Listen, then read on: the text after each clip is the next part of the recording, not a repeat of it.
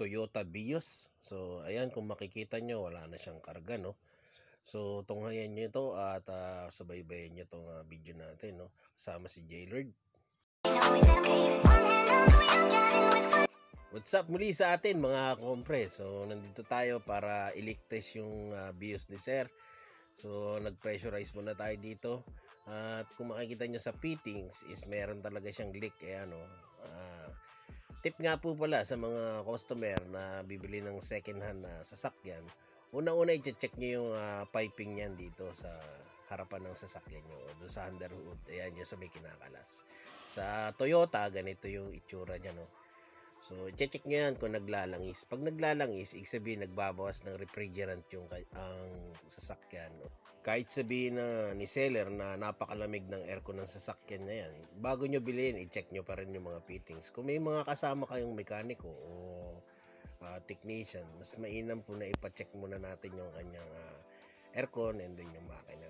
Sabihin ng seller, ang issue is pre-yun lang, walang pre-yun, kakargahan lang, tapos okay na yung aircon ng sasakyan.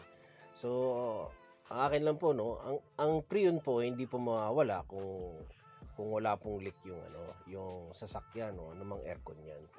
So, mas the best talaga na magdasama kayo ng technician pag bibili ng sasakyan or mekaniko.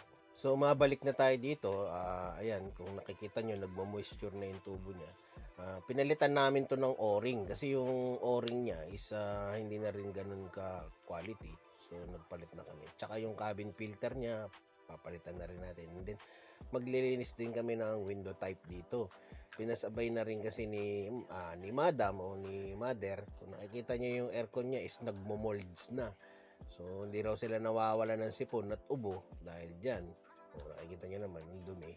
Tulad nga ng mga payo ko, mga kompre, ang aircon po natin is every 6 months lang po is talagang kailangan na po i-cleaning. At pag lumampas na po doon, is talagang nagmamolds na siya at nagkakaroon ng mga bakterya. After natin ma-clear at mapalitan ng O-ring at ma-check yung expansion valve ng sasakyan ni Sir. So, all goods na ito at nakargahan na rin natin to ng pre-yun. So, ayan, kung nakikita nyo yung molds, talagang solid na sa dumi yung aircon ni mother, no? So, ayan, no? Kitang-kita naman sa camera. Then, i-cleaning lang muna namin ito at para all goods na ang lahat. And then, chinek ko na rin yung sa ilalim ng dashboard niya kasi talagang sobrang dumi at kinalas ko yung fan blower dyan. At ma-check kung okay ba, kung barado. Okay naman lahat pero lilinisin natin tong ilalim ng dashboard niya. So